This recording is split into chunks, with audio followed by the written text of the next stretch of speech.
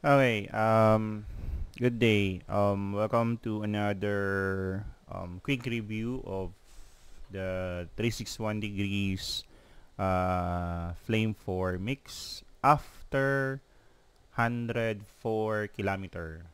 So, nagamit ko na siya almost 100 kilometer siya. Um, Siguro isipin nyo ano na nangyari dun sa sapatos no after 100 kilometer.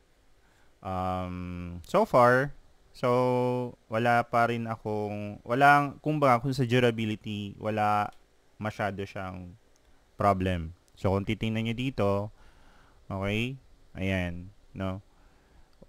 Kung sa side, walang masyado. Pero, I think, napaka-minimal lang kasi since it's like parang ano siya, no, yung color niya, yung foam, dito sa side, pero minimal eh. So, yung makita nyo, ito, yung gas-gas dito. Siguro, baka napatama kung saan. Pero, yun lang. Tapos yung nasa outsole, yung orange part na sole, um, hindi pa nga siya pantay dun sa foam. Pero, walang masyado pa rin parang alam niyo yung parang napudpod dun sa sapatos niya, sa outsole part. Kaya, sinasabi ko nga na before na marami nagtatanong about kumusta to sa training, tapos sa mga long runs. Ako kasi hindi na ako masyado yung mga long runs like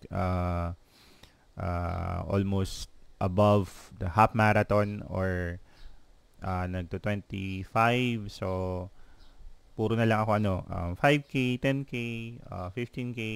Kung mag half marathon man ako, event. Kasi iwas na ako sa because of my yung issue ko sa pako. Pero so far when I use this as dun sa 15 to 16K, so hindi pa ako nagka-issue dito. Hindi naman siya sasakit ang paa mo dito. Kung gagamit ka mga mid to mas better nga syempre yung light socks, yung maninipes no, or compression socks, mas better. Pero pag mas makapal, I don't know. But yung mapapansin nyo dito sa sapatos, mas maluwag dito sa toe box, dito sa area na to, maluwag dyan.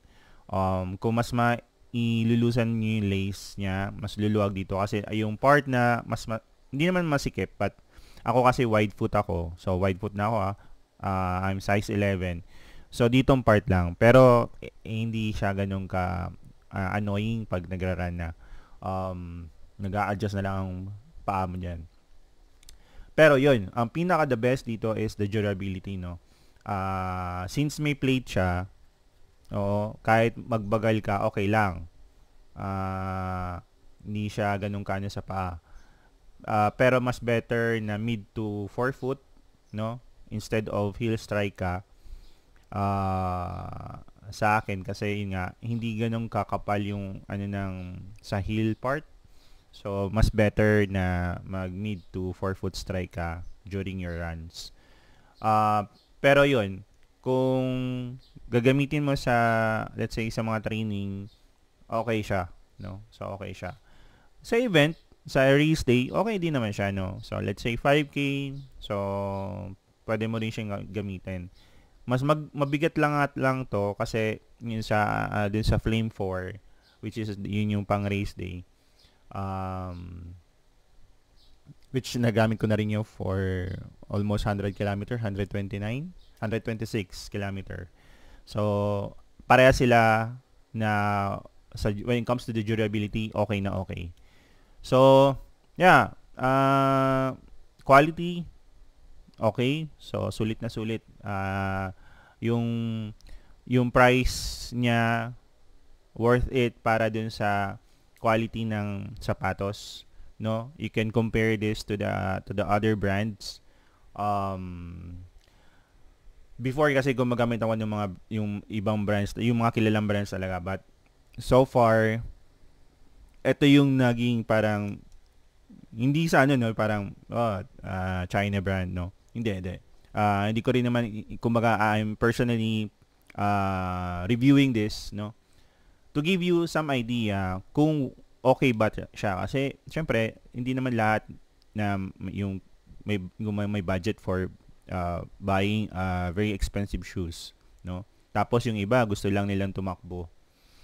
They want to kumaga just run to maintain their yung healthy lifestyle. Tapos yung mga nag-start pa lang, beginner, no? Pero wala silang parang budget for buying yung mga well-known brands. Kasi ako nagkameron na ako noon and tested na, especially yung isa na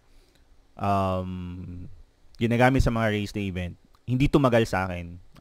Sobrang light, very light shoes siya kesa dito, magaan yun. Ang problema ko nga lang doon is the durability. Siguro mga less than hundreds or maybe 50 kilometer pa lang up, napupudpud na yung outsole niya. So, kung ako papapilin talaga, kung when it comes to the weight, no, okay siya. But kung when it comes to the durability, ang dali niyang no. So, hindi siya good for a beginner. Kung gusto mo na mas magaan, so okay yun. But if you want to have a long-lasting, tatagal pa yung sapatos mo,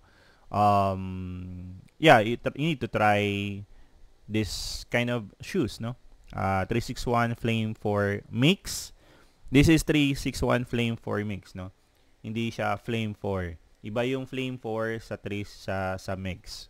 So, kumbaga ito mas better for training shoes. So, yun. So, again, so if you want to try it, so available naman siya online. Mas better siya kunin sa online. There are two online shops, so like yung Lazada and Shopee. Mas makaka-discount kayo pag doon kayo nag-order, no?